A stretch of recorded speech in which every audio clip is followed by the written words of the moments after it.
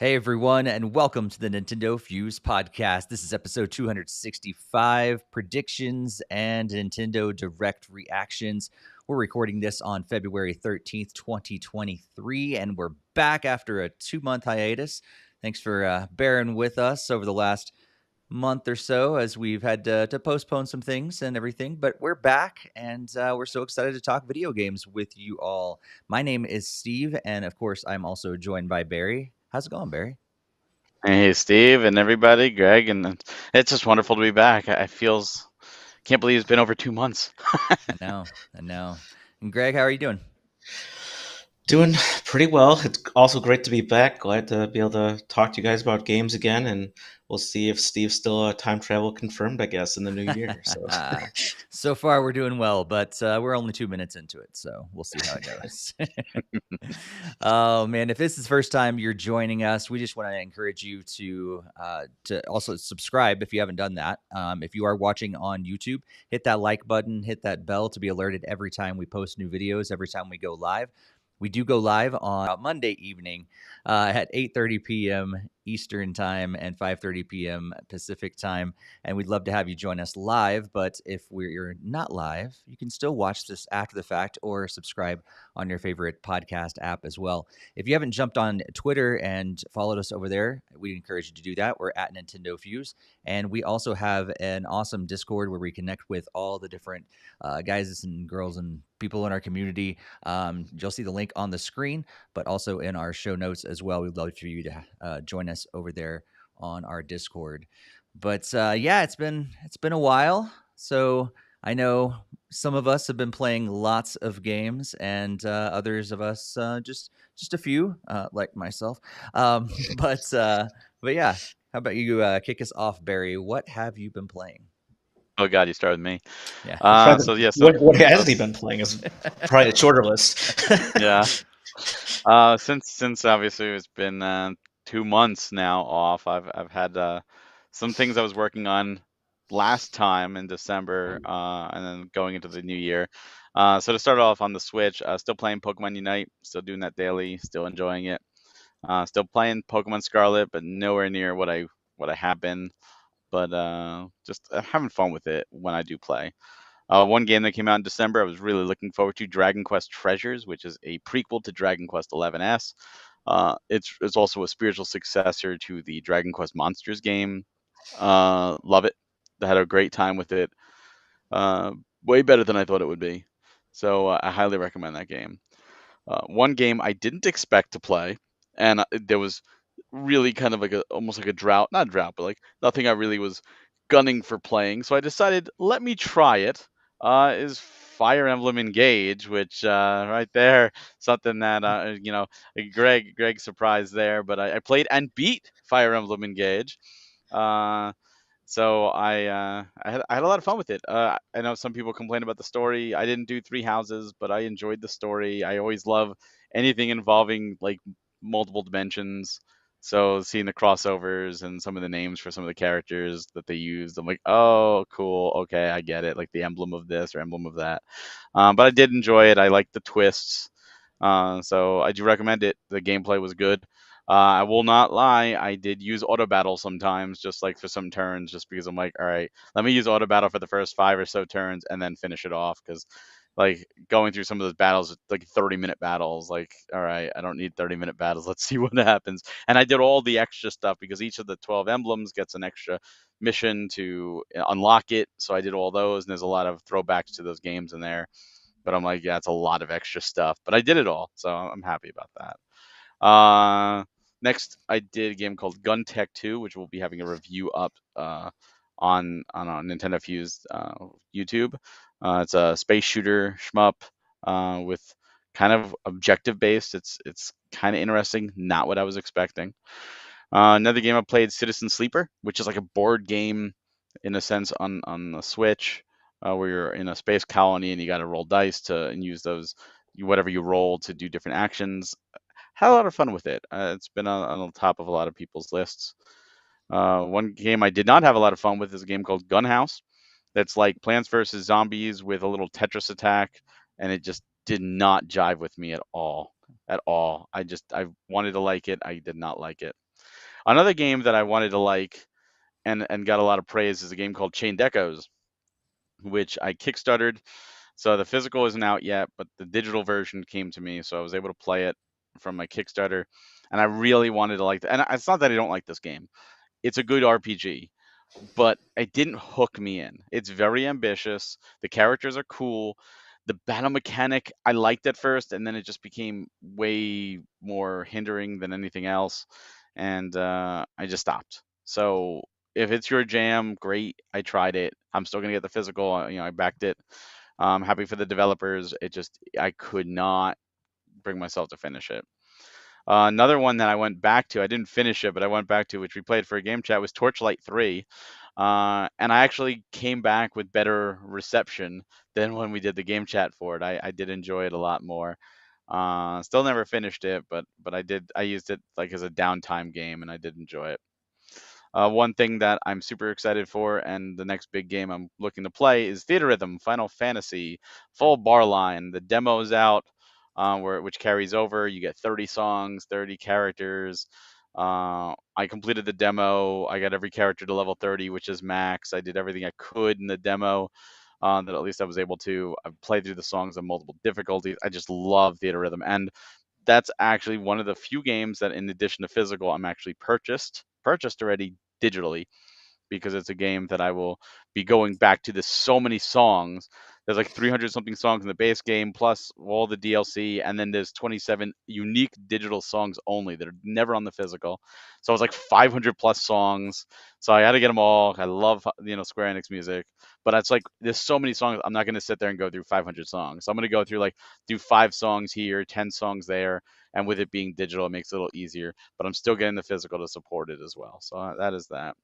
Octopath Traveler 2, the next big game out after that I'm looking forward to. I did the demo, or at least I'm playing the demo. I didn't finish it. It's a weird demo that carries over where you can start the game, play whatever you want, but you get 3 hours. After 3 hours, you can't play anymore. That's it. And you can't leave the starting area. So I'm liking it so far. I started with the thief. I like her story. Very adult, but yeah, just if you like the first game, definitely check out the second. Then a game that I actually bought digitally because I thought it might be a pricing error. So I decided to buy it because it was only 99 cents, and it's something revealed from the Nintendo Direct, which is WBSC eBaseball Power Pros from Konami. And part of me was curious if it would use the amiibo that came out in Japan, which it does not, and it's bare bones baseball. It's fun, but if you play on autoplay kind of deal where like auto assist, pitching is literally pushing a button, and you can't have any control if you have that mode. And I learned that the hard way, and I couldn't change mid game. I'm like, why can't I switch pitches? What the heck?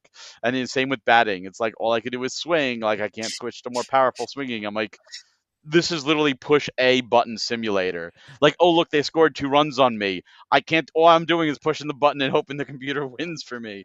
So I got my money's worth, I guess, at 99 cents, and that is not an error. It is a 99-cent game. Some of the stuff other that was revealed during the direct that we'll talk about that I messed around with, an NSO, the Game Boy. I did Game & Watch Gallery 3. I did some of those. I love the Game Boy Watch Gallery games, but I never did 3. On the Game Boy Advance, I did Kuroin. I did a couple levels of that. That only came out in Europe and Japan. So I always was curious about how that was. And it plays just like I expected, but it's a lot of fun. So it was cool to getting to play that. And I did Mario Advance 4, Mario Brothers 3. But I didn't play through Mario 3. I played the e-reader levels, which I own the cards, but they're still sealed, and I never got to do those. And I never got it on Wii U Virtual Console, and that was one of the big reasons to download that version. But now it's on NSO, so I did those levels, and to me, it was a brand new Mario game, and it was weird seeing Mario World stuff and Mario 2 stuff in Mario 3's engine. It's a lot of fun. Some of those levels are hard, but I'm glad I went through that. And that's it for Switch, as if that wasn't enough. On PS5, God of War Ragnarok, I was playing last time. I finally finished that. Uh, Enjoyed it. Not game of the year, but I enjoyed it. Then I did Sonic Frontiers, which I was looking forward to. Didn't jive with me at the beginning, but then the hook got me, and I had a lot of fun playing through that game. Almost got platinum. Just I played on PS5 because I felt it would run better, and I did very much enjoy Sonic Frontiers. Then I played a game that a lot of people were like, "Ill, bad, don't play this game." And I'm like, "No, I'm going to play this game." It's called Forspoken, another Square Enix PS5 exclusive. I had a lot of fun with it. I'm sorry, the demo may have been crappy. I didn't play the demo, but I had a lot of fun with the game. It's stupid big. It's like a huge open world, and I just went to story. But I didn't go to half the world. I just wanted to see the story and run around. But it is a lot of fun. I do recommend it. I do not recommend the demo from everything I've heard, but I did have fun with it. And then on PC, still playing Final Fantasy 14. Still new content came out during this 2-month period, as well as events like the New Year's event and the Valentine's event. And on mobile, still Mario Kart Tour. And I actually have to add one thing: Fire Emblem Heroes, which will shock Greg. But what? Yes, I booted up Fire Emblem Heroes, but the truth is I booted it up so that I can get a code to download the bonus rings and Fire Emblem Engage for bonus content. So I didn't actually play much of it, but I did what I needed to so that I could get the code to get that extra bonus content in Fire Emblem Engage. Nice. Nice. Well, let us know what you guys have been playing as well. We'd love to hear what you've been playing in the chat room as well. Greg, after you get over your shock, what have you been playing? Well, unlike Barry, I've been still playing Fire Emblem Heroes, so I could kick that off as a wonderful transition there. You should at least check out all the new heroes that have been added to the game, which I've seen. I did all the free summons I could. I got a bunch of free 5 stars that I'll never use, but I got them. I did do that. Well, I guess that's good at least, but you still need to play the rest of the time because there's still we had a Fate channel or whatever that came out for the 7th anniversary, so there or whatever, so or 6th anniversary, so it's still going strong. Yeah, there's plenty of more stuff to do besides just summoning there, Barry. So there's lots of maps you've missed out on, lots of quality stories that have been written with true love and feelings behind it and everything. It's quite an adventure there. For sure. You're really missing out there, Barry. Exactly. I really am. You know what? Maybe we thought Dragalia Lost had a story. This is where the real story is. You want to talk about story? You know what I don't see in your list? Xenoblade Chronicles 3. You want to talk about story? Let's talk about story. Once upon a time, there was someone that was really busy and didn't have a lot of time to play. I don't want to hear your excuses. You're going to throw story. Right. You're going to throw story to me. But more honestly, the other stuff that I was playing, I did get Fire Emblem Engage. I didn't quite get as far as Barry did, though, but I will be making a lot more progress over this time. I got really sucked into the first few chapters I got through. I got like the very first 2 emblems, the Marth and Celica, and that was really cool there. I really liked how they made a pretty much a console version of Fire Emblem Heroes, which is a lot of people's opinions why they might dislike the story, because it's basically a better version of Fire Emblem Heroes on actual console, where it's not riddled with microtransactions. I did check out Mario Kart 8 Deluxe because they had the new courses that dropped. I also didn't really play the previous passes courses, like as many of them there as well, so I had at least 16 more courses to check out or whatever. That was really cool to get a chance to play through those, and did some multiplayer with my daughter and girlfriend and stuff. I had a lot of fun. Of course, I had to check out GoldenEye 007 after that dropped off, so we'll be talking probably a little bit more about that later on down the line, but I still have my skills and abilities that have been unlocked, beating the game on the hardest difficulty level and unlocking all the cheats as I go through it, and more than halfway through already. I also loaded up DKC2 just for some fun on the plane I had on my recent vacation, so that was a lot of fun to revisit my favorite Donkey Kong game. Super Mario 3D World, I was playing with my girlfriend last night, was able to finally play it online. I haven't really had that opportunity to really play it online previously, so it was pretty flawless for the most part. We made it through the first world, and that was a lot of fun replaying that game as well. Also on the vacation, my daughter wanted to boot up Animal Crossing New Horizons, so I finally had a chance to kill my cockroaches and all my it all throughout my house, and that was fun trying to hunt them all down. And then just had some fun visiting her island and doing some other miscellaneous fun stuff over there. Not a lot of construction, but it was just more kind of catching up on pretty much over 6 months of not logging into it.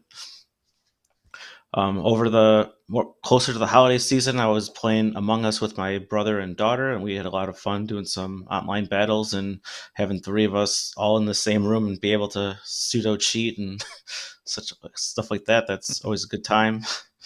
So it's makes it a lot easier to find out the imposter when you're with two other players in the same room. So it's a lot of fun. Also had some more time in Mario Maker 2. I was just trying to improve my score and play through some other courses that I think we talked about towards the end of the year last year. So that was still fun to revisit that. And then I'm still also playing Roblox with Belle, various different games. It's just flavor of the day or flavor of the week for the most part. And there's just way too many games on there to even keep track of all the different ones I've opened in there. So just can leave it generic at that. Nice. Well, I have been playing Rocket League. Go figure. I haven't really had a whole lot of time to play mini games, and so I haven't really even played Rocket League a ton over the last couple of months. I was one of the several people that got caught in the whole flights getting canceled and all that whole mess around the Christmas season, and then had some rough times over the last couple of weeks, and so I haven't got a lot of time to play, but did play some Rocket League. I am up to Diamond 3 now. I am almost in champ level, so that was pretty exciting when I did my qualifying matches for this season. Playing a little bit of Clash Royale on mobile. Still chugging away at Life is Strange 2, playing it in little doses here and there when I have some time. And so I think I'm done with either 3 or 4 chapters. So I'm like almost there for the last little Where bit. was the last one with you in the camp in the forest with like the hippies, or was it with the cultists? I've definitely had past the hippies. I feel like I remember the cultist, but it's also been a little like a few weeks since I played, so I need to remind myself before I play the next chapter. But that sounds familiar. But I Oh, nice. And you almost definitely got went the through the end then. hippie situation for sure. Yeah. That was a cool chapter. I like Yeah. that. Yeah. It was good. And like, they just keep throwing twists and everything at you. And there's some things like that's one of those things about Life is Strange that I like a lot of the choices and stuff, but then there's some things that happen no matter what, because you have to. And I was really bummed because I was like, I thought I did everything to stop this from happening, and it still happened. It's like, why did he go off and I want to smack that kid. Anyway, I know exactly what you mean. wanted to punch the other guy too, but anyway. But I clearly I refrained because there was no option, but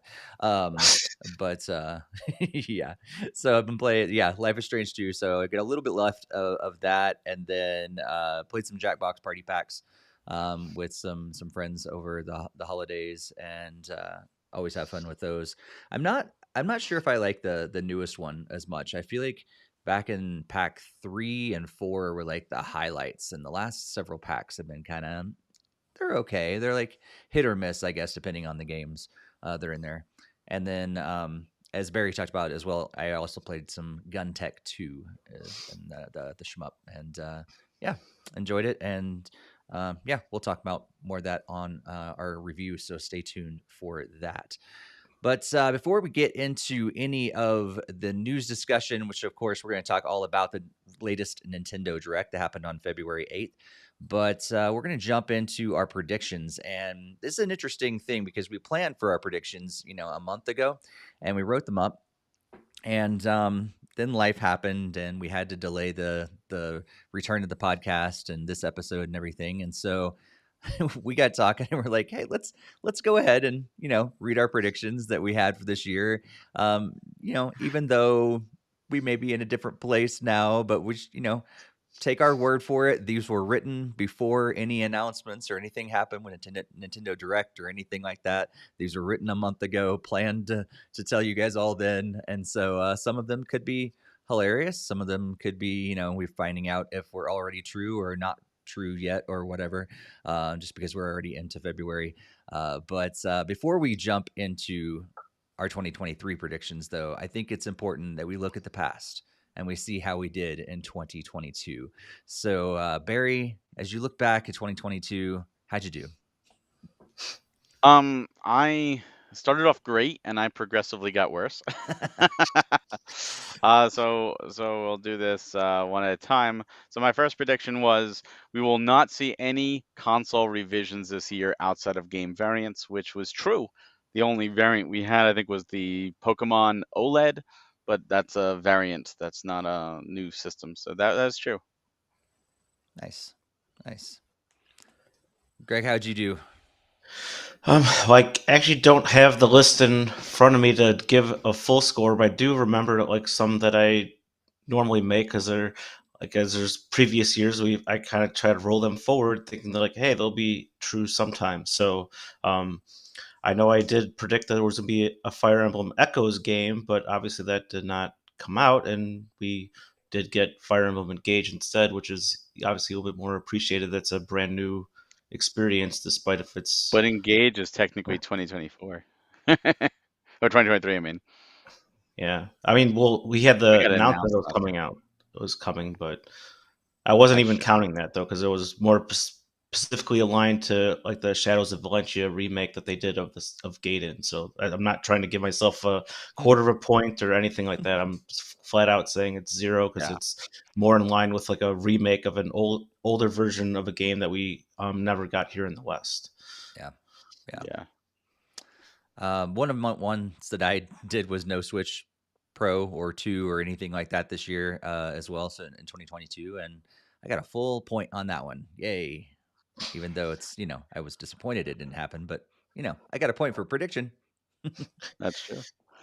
My number 2 was we will see something from Monolith Soft. Hopefully Xeno 3, maybe Xeno Export, and ideally both. I give myself full point there because not only do we get Xeno 3, but it actually came out.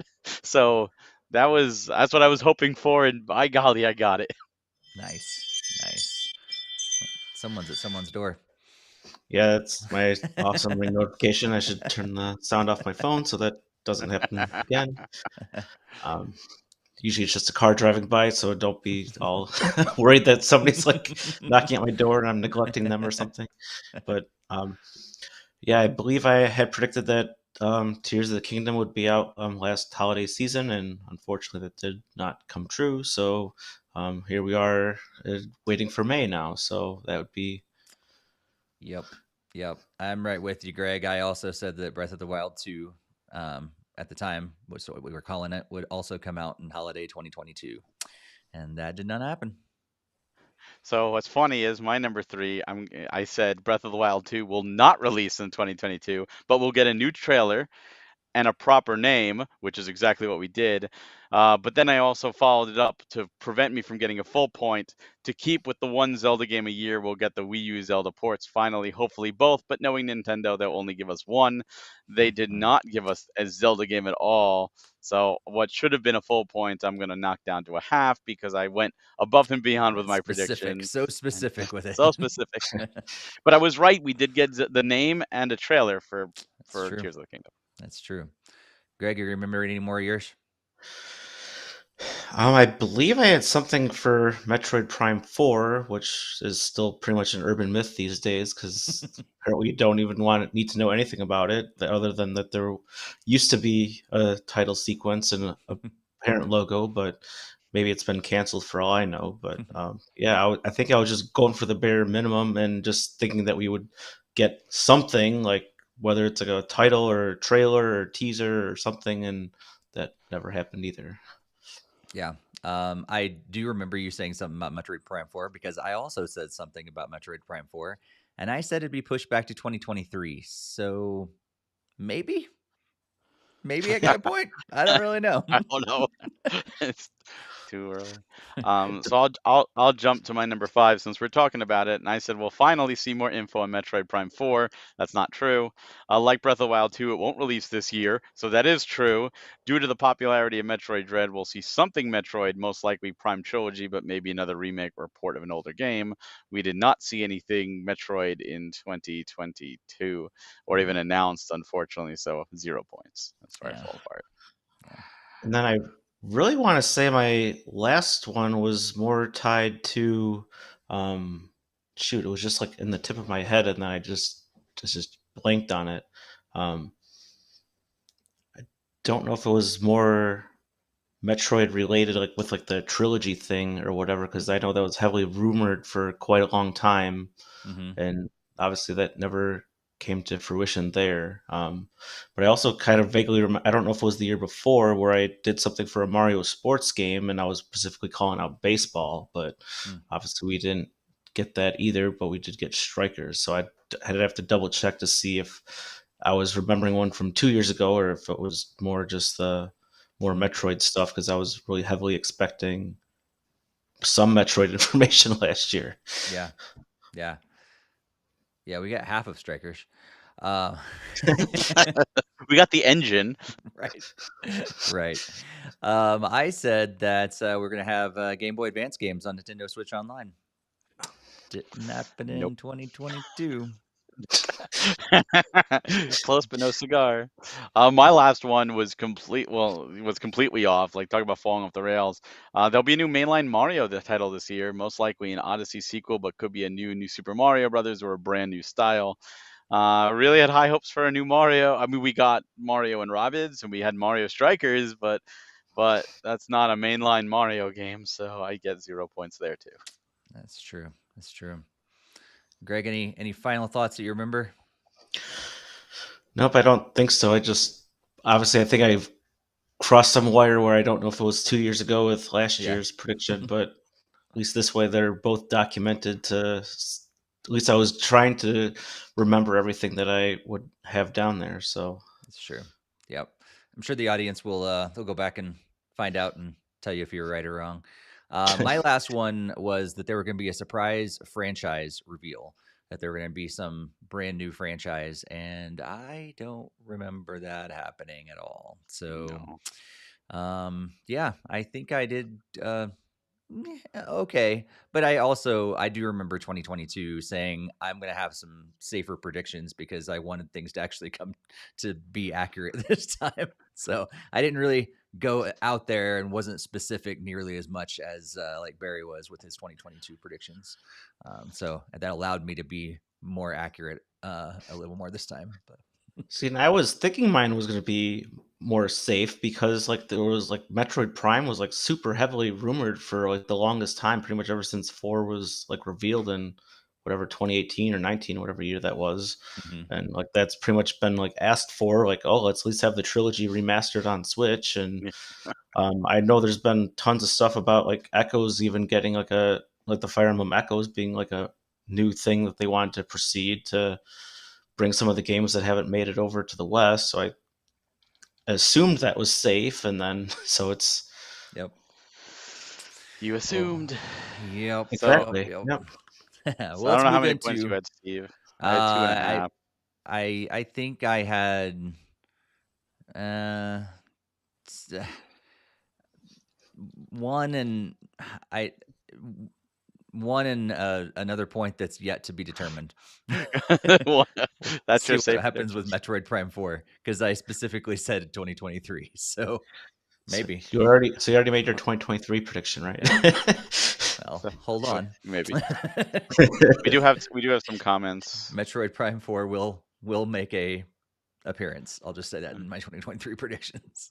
Oh, that's your first. You started in 2023 already, huh? No, Greg just pointed it out, and I was just like, it'll Oh. make an appearance. I won't tell you what it is yet, but yeah, like so. Frankenstein Gaming said new Mario for sure. Neo Prime said you weren't alone in that, Barry. I think also talked About about the new Mario Mario for games. last year. Yep, Yeah.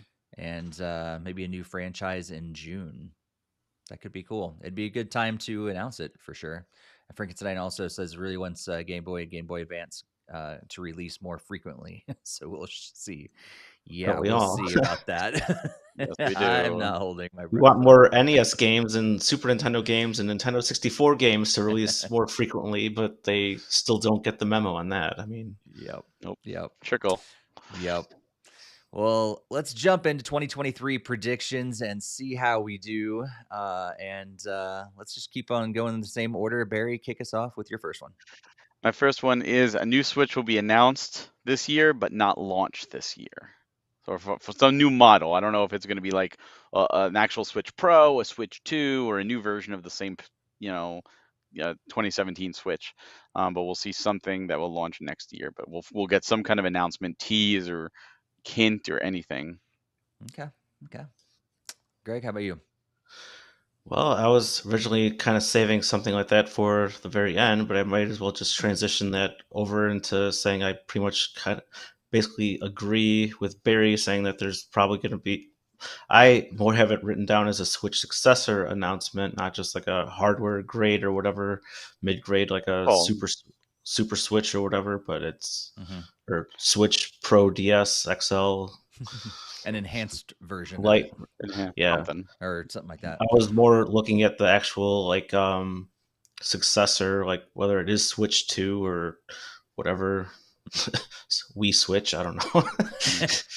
Who knows? Switch Who Wii, knows? I don't know. That's what I hope it is, but yeah. knowing Nintendo, who knows? You're hoping for Super Switch Wii?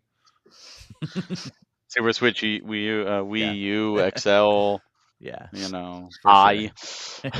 And hopefully the Light. acronym spells something. So I'll just stick with the same ideas you guys are going with. I think though that we are going to see some sort of Switch model this year, but similar to Barry, that it'd be like just another version of something we have already, another variant or something like that. Maybe an enhanced light version that also has an LED screen or something like that. That's just a nicer one or something that we'll see throughout the year, but we will not see the next Switch Pro or Switch 2 this year. Yeah, I did want to further clarify. I was not calling it would be released, but it was more just like a potential teaser or even like a small announcement of saying like stay tuned for 2024 release kind of time frame. Yeah, I just wanted to make sure that clarification known before I get called out for saying like, oh, I was saying I was going to launch this year. That was not my intention. I find it funny that Greg is like successor and Steve is like not successor, but just another version of the Switch. And I'm like, it could be either one. The Switch 2 is a successor or just knowing Nintendo, another iteration. Yeah. So that's interesting. It's Frankenstein interesting put a new name. You see that? There you go. Super Switch Wii U XL IXD Gale of Darkness Deluxe Redux Special Edition with Knuckles. Nice. Don't forget Funky Mode. That's awesome. Yeah, I think it's the supply chains are really what's determining my prediction this time. I think it's just really hard to get what they really probably want and what they need to actually kick this next. Like I said, the Pro or 2 or whatever it is to really push it out. My theory on that is that the OLED was supposed to have that, the 4K and all that, but instead maybe they're hoarding. They decided instead of doing that, they'll hoard whatever they can get starting from then so that they can launch the new version with a lot of consoles intact. Yeah. So that's what I'm hoping at least. By that point, it'd be 2 generations behind, but go Nintendo. Yeah. I did want to further clarify Steve's point. So if they launch like a Switch without internet connection or something, is that going to count for your? It could be backwards as well. We mini counted. The Game Boy Micro, how they kind of like backwards. It still counts as a new version. Very end of the thing, and then they did with the Wii U. They're like, you know what? You don't need internet connection anymore. You don't need GameCube compatibility. It still counts. Let's just go bare bones. You just play as Wii exactly. discs. That's it. Maybe they're like, you know what? We don't want to deal with Joy-Con drift anymore, so we're just cutting the Joy-Cons out. That's all it is. It's just a touchscreen tablet. Yep. All right. My number 2 is very similar to my number 1. Oh, we're not my number 1, but my one from last year. A new Mario title will be announced. I tried it last time. I'm not going to say what kind it's going to be this time. I figured I was too specific last time. We're going to get a new Mario of some kind. I figured with the movie, we're going to get some kind of that'd be the time, right? Like Mm-hmm. kids are going to see the movie. Oh, I love it. Or the movie tie-in game, something. So Yep. that's Yep. a new Mario is what I'm Super Mario predicting. Brothers movie, the game. There you go. Yep. We almost kind of could have had that last time too. That's Yeah, I true. was kind of joking about that, like when we were talking about the movie stuff. But yeah, my number 2 I was going with is that we would see that faded Metroid Prime collection. But obviously with the Nintendo Direct, it's already at a third of a point there because we're getting a remastered version of Metroid Prime. So it doesn't seem likely that we'll get the other 2 games this year, but who knows? Maybe at the next Direct, they're like, oh, you really like the first remaster, and I can purchase the other 2 games remastered too, but give us another $120 for them. So nice. Well, I'll go ahead and piggyback on the Metroid thing there. Here's where this is going to make an appearance, Greg. I agree that I did write down that Metroid Prime trilogy will happen, but not 4. We will not see 4 this year. And so, yeah, we're a third of the way there. I wouldn't be surprised necessarily if after they do release all the remasters, if they do package them together again. But yeah, I don't know if we're actually going to see that again or by this year or not. It's taken them this long just to remaster one of them. But yeah, that was my prediction. Metroid Prime trilogy, but not 4 this year. Nice. So my third one, that we'll see at least one more Wii or Wii U port from Nintendo or second parties. So not counting third parties, specifically first or second parties, Wii or Wii U. I'm still, that's kind of my backwards way of saying, come on, Xeno X, like let's go. But knowing Nintendo, it could be any of them. So I'm kind of curious. We're getting Kirby, but I'm not counting Kirby because that we already knew about. So we'll see. Gotcha. all right.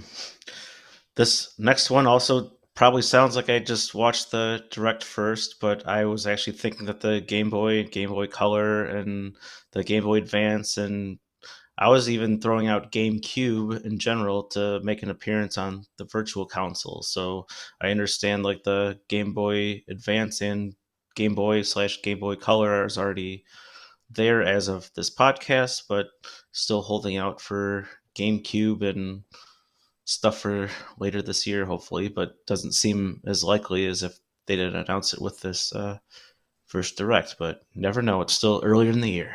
It's true. It's true. Greg, I feel like you stole a peek at my predictions because I also said that Game Boy and Game Boy Advance games will happen on Nintendo Switch Online. And I didn't say anything about GameCube. So, hey, I got a point for next year. Game Boy and Game Boy Advance on Nintendo Switch Online. And yes, I promise I wrote that a month ago. To piggyback you, I had NSO add more systems to both tiers. I didn't specify, but both, and maybe we'll get more DLC to the expansion pass. My theory was maybe Breath of the Wild's expansion pass will come closer to Tears of the Kingdom launch, kind of like what they did with Splatoon 2 in the Octopath. But yeah, so Octopath Traveler. not Octo, not the Yeah, the Octoling. Octoling. You said Octoling, yeah, Octopath, so whatever, was same difference. I didn't many play Splatoon arms. 2. Too many arms. That's a different game entirely, Steve. That's ARMS. That's not Splatoon. I'm an Octodad as well. That's another game too. It's always there, isn't it? All right, on to what is this, number 4 now already? Yeah, number 4. I've been jumping out of order on my list here. I did think we were going to get another Mario Party / Mario Sports game this year, and like will be another watered down version as they like to make things simpler as the time goes on. So they put all their effort into like the first one, like 8 Mario Tennis Aces, and then you know what? I think we put too much work into that one. Let's scale back a little bit, and then now we're down to Strikers, where it's like it's just the bare bones and nothing's there. So who knows? Yeah. You almost got Barry in a spit take. That would have been awesome. Almost. I know. I was hoping no one saw. Let's catch up in the chat real quick. Looks like Neo Prime 33 says my prediction specifically called out a new processor in the new Switch, but not launched until 2024. And Frankenstein Gaming says this conversation is why I've held off on buying an OLED and still have my launch Switch. Yeah, same here, Frankenstein. I want that OLED. It looks beautiful, but at the same time, I can't bring myself to buy one because that's when they'll announce the next one, and then I'll have to go and buy another one too.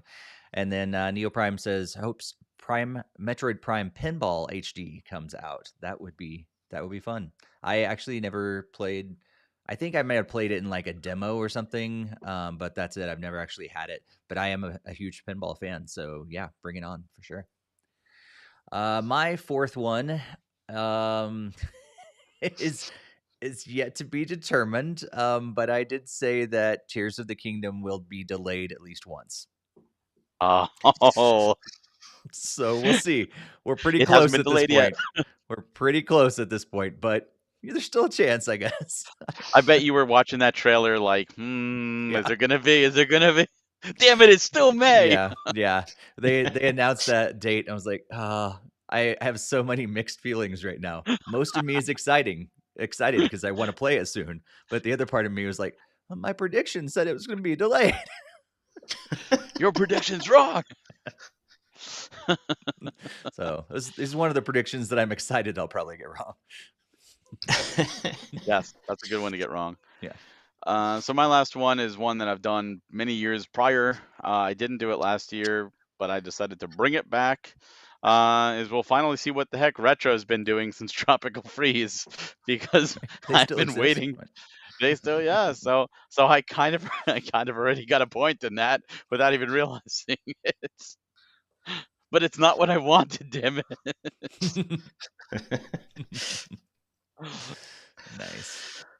And then my final prediction is that we're going to see pretty much one of these silly, unprecedented sequels in the terms of like how we got like the Animal Crossing Happy Home Designer or like the Animal Crossing board game map, where it's something that fans really want to see, but it's just going to be Festival. It's going to be pretty much be like exactly what they do not want to see. So it could be like a pretty much F-Zero, but then it's not really. It's like a F-Zero like Monopoly game or something. I don't know, but it's going to be something like off the wall that includes like a franchise that's heavily desired for a new game, but it's just going to be some random side project game that nobody's going to want, and it's going to sell horribly, like that Metroid Prime Federation Force and other games like that.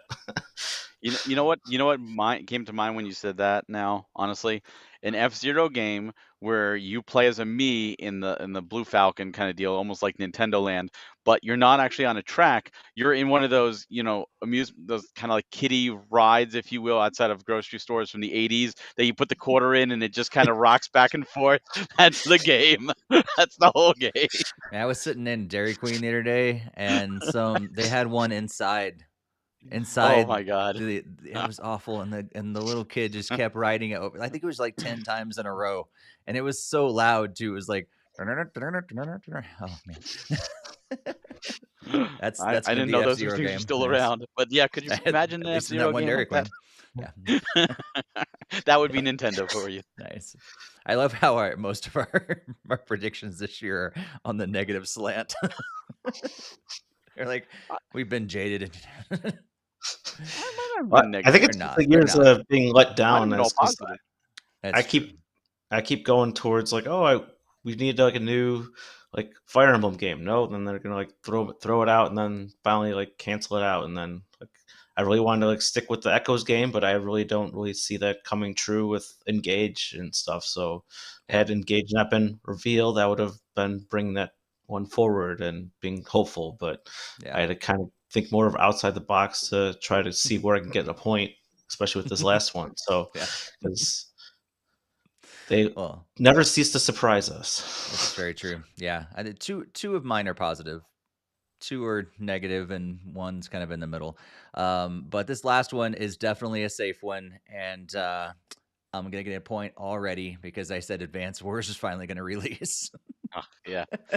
Thank God. But it's still, you would expect that would be a shadow drop. That game's been ready since last year. They're still delayed it in a sense. They still pushed it off. It better be one of the best games ever at that point. I won't know because I won't play it, but I'll be happy for all those people who've been begging for it for so long. Like me and Jakester. Yeah. Nice. Well, we'll see how we do at the end of 2023 as we head into 2024. A year from now, hopefully a little less than that, we'll be revisiting our 2023 predictions and see how we do. And, a couple of mine are already coming true. So it's looking pretty good for me this year. Didn't Yeah, I realize mean, that I was going to get answers so quickly, though. I mean, to be all honest, I think at least three of mine are more positive than anything. I mean, my last one is not really like a slight; it's just more of like a they're so good at surprising us with the most bizarre game, and it tends not to be what anybody really wants, and they're somehow have so much intel on what we don't want and not what we actually want. That is true. Sometimes that works, and a lot of times that doesn't. And you listed all examples of bad. That's Well, true. those are just like the first. Those are the easiest ones to come to mind because they're much more recent. So it's. I still remember like Huston saying like, "Go Game of the Year at Animal Crossing Happy Home Designer." Like that's still like ingrained in my head. Like you picked like this weird side project game for a game that for a series you absolutely love, and it was just because you didn't really play anything else. Well, let's Yeah, move that was it. into this Nintendo Direct that we have alluded to a lot tonight. Yeah, they kind of surprised us and threw out a Nintendo Direct on February 8th. And yeah, there was a lot of stuff announced and a lot of, my predictions that have already come true. So let's dig into the Nintendo Direct, and we're just gonna go through the announcements and just talk about it as they come. I've written down everything like for the order that they actually played it in, because the press releases are always like in a weird other order of things. But I feel like they hit a shuffle button before they send out that press release. It's I like, think so. how can we make this more Yeah. confusing? Like, let's just shuffle the list of the announcements and make people watch the video and figure out what order the stuff was in. Yep. Pretty What's worse much. is when you like decide to look up what games. It's like all the games announced, and then they talk about like the top 5 big things, and that's it. And I'm like, that's not all the games. Yep. Give us all the games. Yep. Yep. So looks like there we go. All right. So I was having trouble with the video playing, but looks like we've got it now. So yeah, let's run through the announcements for the Nintendo Direct on February 8th, 2023. We will have it playing if you're watching the video version on the side here. Not going to be sticking exactly with everything that's was announced, of course, but that way you can at least see a little bit of what we're talking about. And as you are watching the video, we started off with Pikmin 4. So we got an announcement that's coming out on July 21st of this year. Pretty much all these games are coming out this year. So if I forget to say the year itself, just know 2023 is the year. So Pikmin 4 is coming out July 21st, and they've added a dog-like character named Ochi and a new ice type Pikmin. Sorry, not a Pokemon. Pikmin. That would be interesting if they added Pokemon to the game. And to be honest, guys, all I could think of is this game would look amazing in 4K HDR. But we talked about Pikmin, and then we also got news on Volume 3 of Xenoblade Chronicles 3 Expansion Pass is coming February 15th, so just a couple days away, Barry. And Volume 4 is coming later in 2023. So let's just hit those, the Pikmin and the Xenoblade Chronicles. What did you guys think about that, Barry? I'm happy to see Pikmin 4 finally. The dog is cute, adorable. I want an amiibo of him. Not sure if I'll play it, but I'm very happy for the Pikmin fans out there. Xenoblade, I'm not sure if I'm gonna do the thing at 215. I mean, I might just do that one blade, but for me, it's all about that new story thing. That I was verbally gleeing and screaming, and oh my god, that is what I wanted to see. That's what I thought Xenoblade 3 was going to be. It's definitely a prequel to 3, but oh my god, that they only showed enough. They didn't linger on it. They're like, we're going to show enough that if you're in the know, you know how important this is. And yeah, that that could be my game of the year for all The I know. expansion? Like, I'm so excited for that. I'm expecting it to be like Torna, where they're like released separately as a separate standalone game, because Torna was like a prequel to 2. So I'm expecting this to be, standalone prequel to 1. And it just looks like everything we've been theorizing and praying it would be. So color me very excited for it. Nice. Greg, what'd you think about these two? Pikmin 4 definitely came out of like right field for me. I think, I know in previous years I had even predicted that for kind of linking to our last section, but I was definitely very excited and happy to see that there actually is a release date and the game is officially real and to actually see the gameplay. So pretty much for anyone that has been following the podcast, you know that I started with 3 and I absolutely love the game playing with my daughter, and I've been very excited for number 4 to finally be coming out. So um, definitely will be picking this up this summertime and be looking forward to enjoying the new story and see where it goes. In terms of the Xenoblade stuff, I still need to, as Barry said very early on, I need to get back into playing the game before I can get more excited about expansion pass stuff, and probably unfortunately likely won't have a lot of time for all the expansions just due to my huge backlog of games. Like I'm probably not even getting like the Fire Emblem Engage expansion stuff just for reference. I'm not just trying to play favorites or anything. I just literally just I'm way behind on games, and DLC is going to be falling behind. Makes sense. Yeah, Pikmin 4 is definitely the game that I'm most excited about. And I just wish, like, man, it's always such a pretty game, and I think they did a really good job. But if only that next Switch was coming out this year, then we'd be able to have it on there. But we've all predicted it's not. Well, and then we get to see Samba de Amigo Party Central. It's coming out this summer with 40 songs and online play. We saw Fashion Dreamer coming out sometime in 2023. This is an exclusive to Switch, and well, you'll be becoming a stylish influencer, which is very prominent nowadays. In fact, I just got an Instagram. Someone totally sidebar, but someone reached out to me to try to become an influencer on Instagram because they want me to wear their jewelry. I told them no. But maybe if I play Fashion Dreamer, maybe I'll get ready for that. And also we got some Dead Cells DLC. It's coming on March 6th with Return to Castlevania. And also Tron Identity is coming out in April. This is the first for consoles on Switch. And yeah, let's just stop there. So Samba de Amigo, Party Central, Summer, Fashion Dreamer in 2023, Dead Cells DLC, Return to Castlevania on March 6th, and Tron Identity on April this year. So what'd you think, Barry? For me, I'm gonna say Samba de Amigo was a surprise. I did not expect that to ever come back. Really cool. Fashion Dreamer, I have no interest in, but it's one of those that I can see a lot of younger children, girls, or even adult girls that may be interested in it. And you know what? That's awesome. I hope they really enjoy it. Marvelous does some cool stuff. Tron, I was not expecting a Tron game at all. So that was just kind of like, wait, what? But it could be interesting.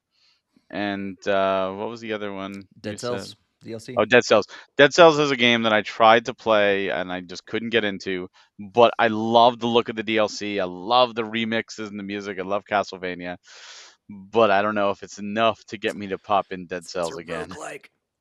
No, it's a roguelike in the worst way for me. I'm just not a Yeah. fan of it. Yeah. Greg, what do you think?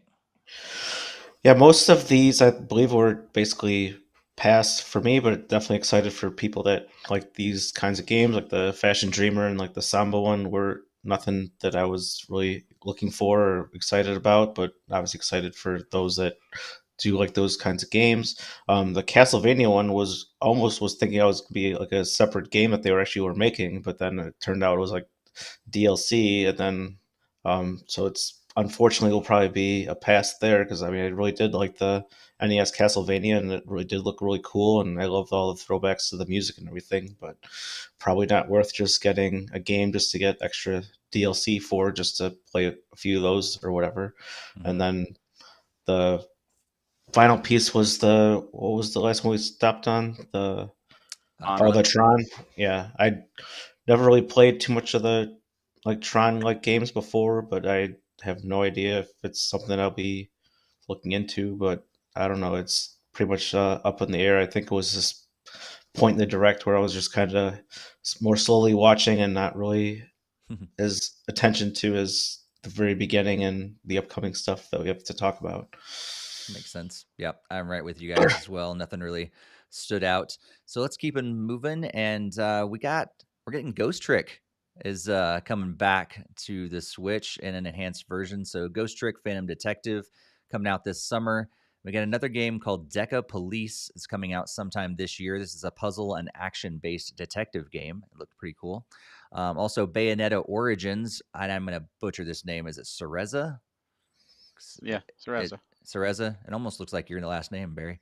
Yes, It does. It does. Yeah, and the Lost Demon, March 17th, so not too far. And this they really changed up the Bayonetta style as well. This is a storybook style 2.5D kind of top-down adventure where you have to use Cheshire rather than actually attacking yourself. So kind of looks pretty interesting. So we'll just chat about that. Ghost Trick, Deca Police, and Bayonetta Origins. What do you think, Barry?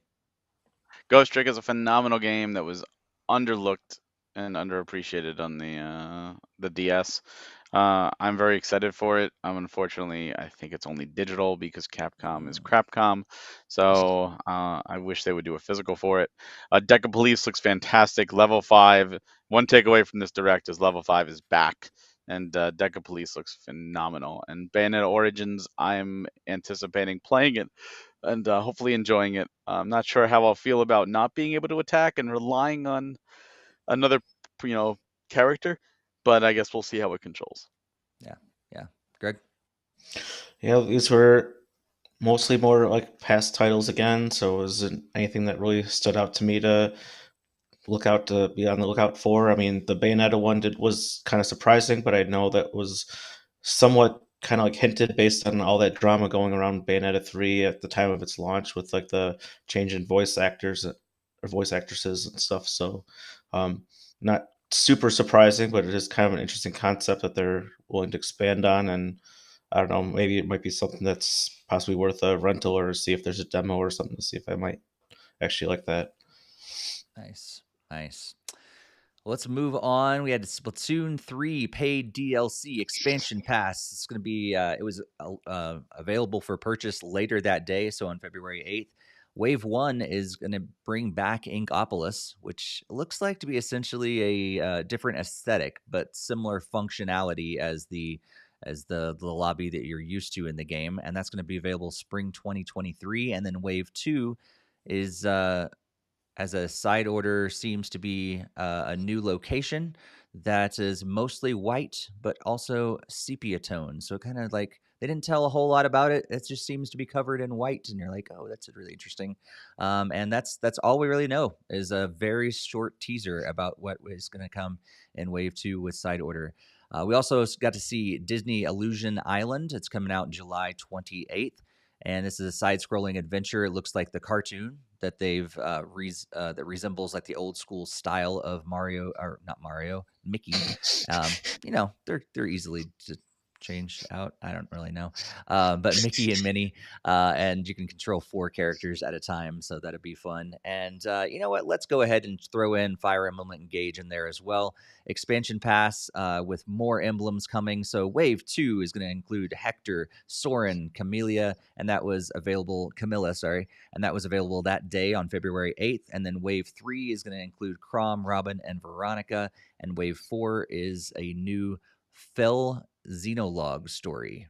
So that's all coming at some point. They didn't attach dates to those, but we got information on Wave 2, 3, and 4 for Fire Emblem Engage. So we got Splatoon 3 paid DLC expansion pass. We got Disney Illusion Island and Fire Emblem Engage expansion passes. What do you think, Barry?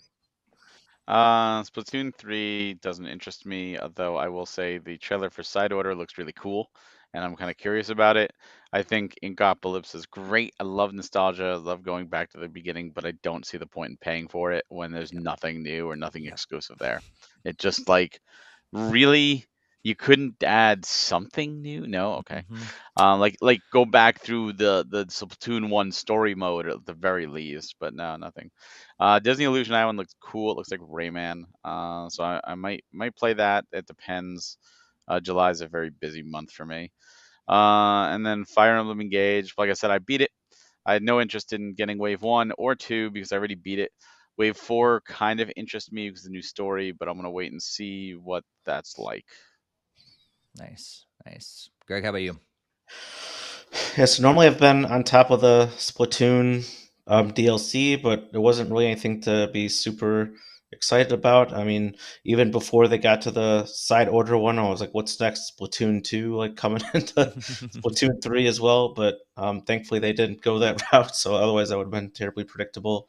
But probably will be a likely pass. And like Barry said, I don't know what you can really do with having the first, like pretty much essentially the first games hub in the new game, like in 3. So I mean, if they're bringing back that awesome little jumping mini game, that'd be really cool too. But I doesn't seems like it's more shop based and just like a fresh coat of paint on the UI to modernize it to Switch. So it's doesn't seem like it's entirely worth it.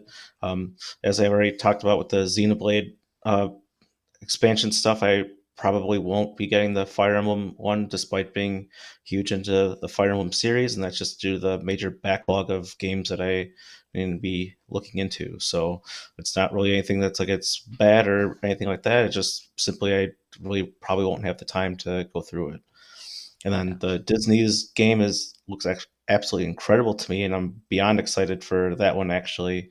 And I've already been trying to like sell it to like my girlfriend, thinking I was like, this would be awesome, really fun game to check out later this summer, because it's essentially almost like what you were alluding to with the Super Mario, but it's now with like Disney characters. So it's kind of cool. It's like a side scroll, like pretty much new Super Mario Brothers, but like new Mickey Mouse Brothers or something like. Yeah. I'm totally with you guys as well. Side order looks definitely the most interesting from Splatoon as well. And I'm with you. I'm like, why would people pay to basically just have a different aesthetic for their lobby? Like, that doesn't make sense to me at all. So People buy cosmetic items all the time in games like Fortnite, though. So yeah, I guess so. But I just don't hang out very much there. I just like jump right into a game now. Like that doesn't matter. But Disney Illusion Island is the thing that I'm most excited about for that as well. Let's jump in the next set of games. We heard about a game called Harmony: The Fall of Reverie, which is going to come out on June, sometime this year in June. This is a narrative adventure where you harness your gift of clairvoyance to change the story's outcome. And Switch is the first console, so it'll be console exclusive at the beginning with Switch. And then Octopath Traveler 2, we found out that the prologue dropped later that day on February 8th, and the game's going to come out on February 24th, but you can play the prologue and get quite a bit of the game in up front. And I believe the save data also transfers over, so that makes lots of people happy for sure. And then there's a game called We Love Katamari Reroll plus Royal Reverie Remake. This is coming out on June 2nd, and with 5 new challenges, and Switch Online members can actually play a demo of Katamari Damacy Reroll starting on February 20th. And Sea of Stars is another game that's going to be coming out. It's an RPG with a free demo that launched later that day as well. The game comes out on August 29th. So Harmony, The Fall of Reverie, Octopath Traveler 2, We Love Katamari Reroll, and that whole remake, and Sea of Stars. What did you think, Barry? Well, I'd say everybody on this podcast better be super excited for Harmony: The Fall of Reverie, because that is made by Dontnod, the makers of Life is Strange 1 and 2.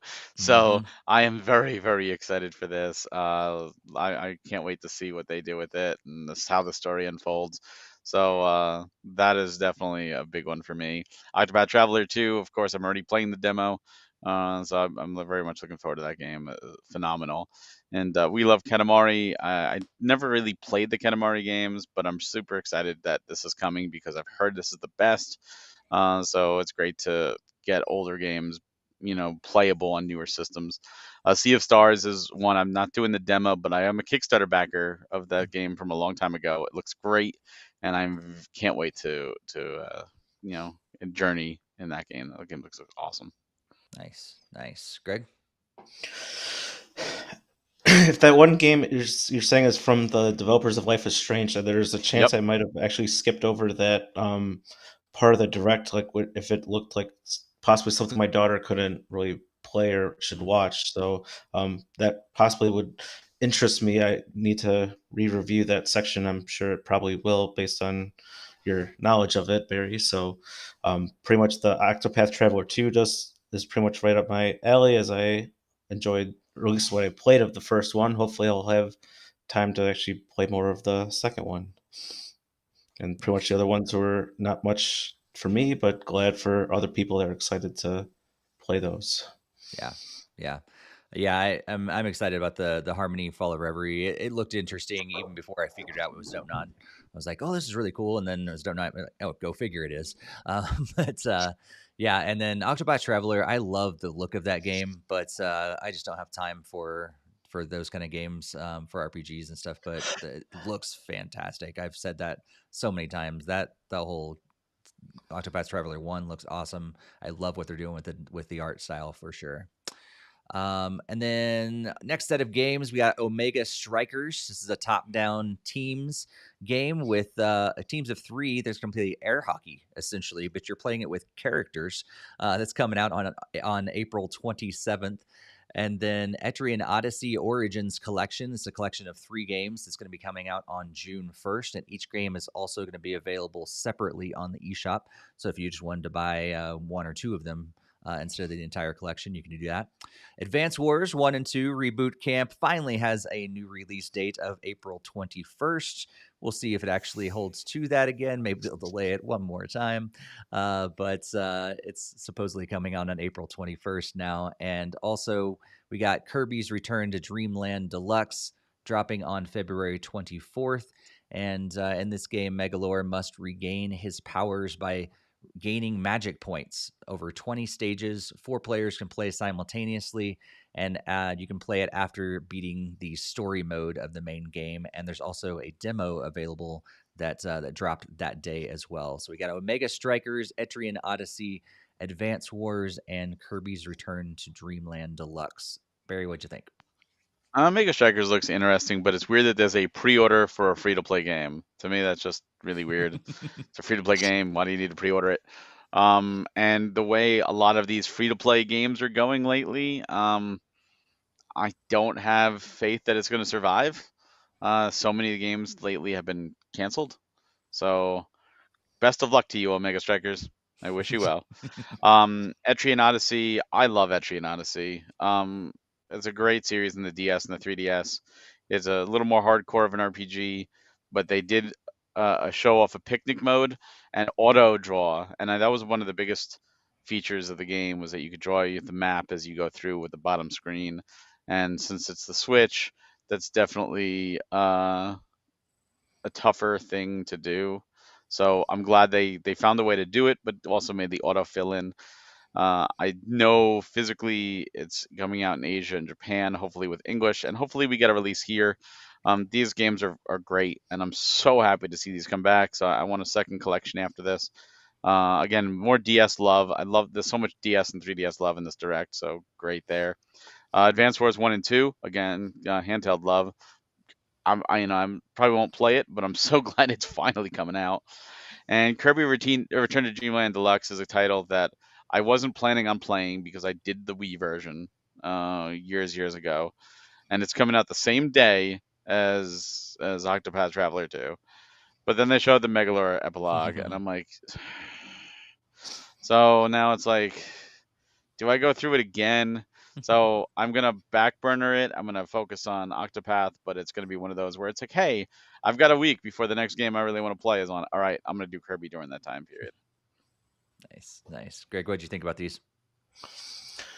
Yeah, the first one was more of like again, probably likely to be a pass. I did have Etrian Odyssey 4, I think, on 3DS, and I didn't really get super far into it. It was just a little bit more difficult than what I was expecting. So, unfortunately, I will probably be passing on this collection pack, but it always could be a potential back burner item if I ever need some more hardcore RPGs to dive into. I'm already got a nice backlog going on. Advance Wars, I've been pretty much excited since like they announced it, 'cause it's supposed to be similar to Fire Emblem and like Project Triangle Strategy. So just been waiting eagerly for this to come out. So it probably one of those day one pickups. And then the Kirby's Deluxe one almost gave me like a Bowser's Fury kind of grasp to it, almost like how they're adding like a bonus Kirby mode. So I actually didn't really play Return to Dreamland, as I wasn't really big into Kirby games at that time. So it's probably will likely be a pickup for me to enjoy with like my daughter and my girlfriend to play it at like three players at a time, like locally. That sounds like it would be a lot of fun. Cool. Yeah, I think the one that it's oddly enough I'm excited about Omega Strikers just to try it out. It seems so quirky and everything, and I didn't realize it was free to play, so that's great. I won't have to invest any money to actually check this game out. So yeah, it just seems so silly, and it might be one of those things that I play for 30 minutes and I never play again, but I'll check it out, especially since it's free. Well, the next thing we got is a big announcement and another one of my predictions coming true that Game Boy and Game Boy Advance games are coming to Nintendo Switch Online, and then they dropped that they were adding them that day. So on Game Boy, you can use the Game Boy, just the regular colors for Game Boy, so the green-ish screen. Also, the Game Boy Pocket, so more of the black and white, or the Game Boy Color colors, which has an actual color palette behind the games. You can play up to 2 players locally or online for games that support that. And at launch, they launched Tetris, Super Mario Land 2, The Legend of Zelda Link's Awakening DX, Gargoyle's Quest, Game & Watch Gallery 3, Alone in the Dark, The New Nightmare, Metroid 2, Return of Samus, Wario Land 3, Kirby's Dream Land, and then later we know that we're going to at least get Zelda Oracle Seasons and Ages, a Pokemon trading card game, and Kirby Tilt and Tumble were just ones that they teased that will eventually come. And then Game Boy Advance comes to the expansion pass membership. So this is also, you get N64 games. You're also going to get Game Boy Advance games. This is up to 4 players for games that do allow for up to 4 players. And at launch, we got Super Mario Advance 4, which is Super Mario Brothers 3, plus the other levels. WarioWare, Kururin. Yeah, I'm sure I butchered that, but whatever. Mario Kart Super Circuit, Mario and Luigi Superstar Saga, and Legend of Zelda Minish Cap. And then later we're going to be getting Metroid Fusion, Kirby and the Amazing Mirror, Fire Emblem, F-Zero Maximum Velocity, and Golden Sun at least, but also more games coming beyond that. But that's all they teased on February 8th. So Game Boy and Game Boy Advance games finally on Nintendo Switch Online. Barry, how excited are you? I was very excited. I've already dove in already and had a lot of fun, and I'm excited that some people get to experience some of these games for the first time. So I think that's really cool. And one thing I did want to bring up for the previous segment that I forgot about until I was just started watching the direct again is with Advance Wars. I guess due to the sensitivity of Ukraine, I don't know if you noticed, but they actually showed zero gameplay. It was literally just all cutscene trailer. Like they, like war's still going on, but we're gonna be sensitive and not show any gameplay in this trailer whatsoever. I just thought that was interesting that Nintendo would do that. That is, yeah. Meanwhile, we're shooting other things and throwing bombs at other things, but Yeah, not in a game that's exactly. called War. Yeah. So that is interesting. So, Greg, any thoughts about Game Boy Advance?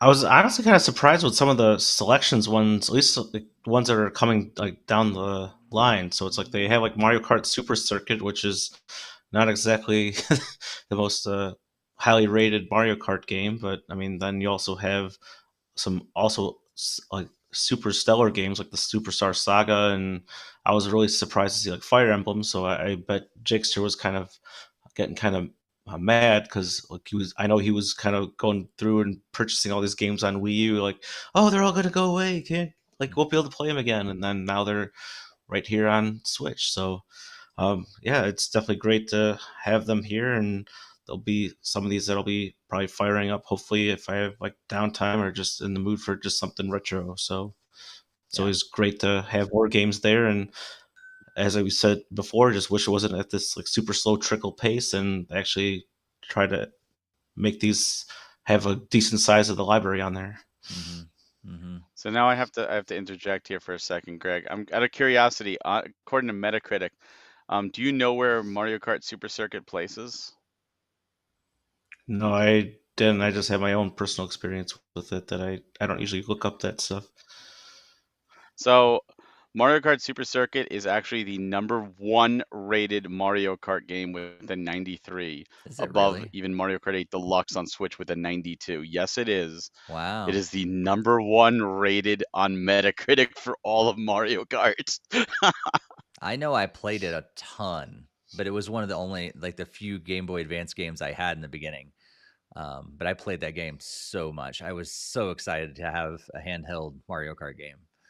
It's Um, only Mario Kart 8 DLC pack is 90, but those are the only two. Like Double Dash is an 87, 64 is an 83.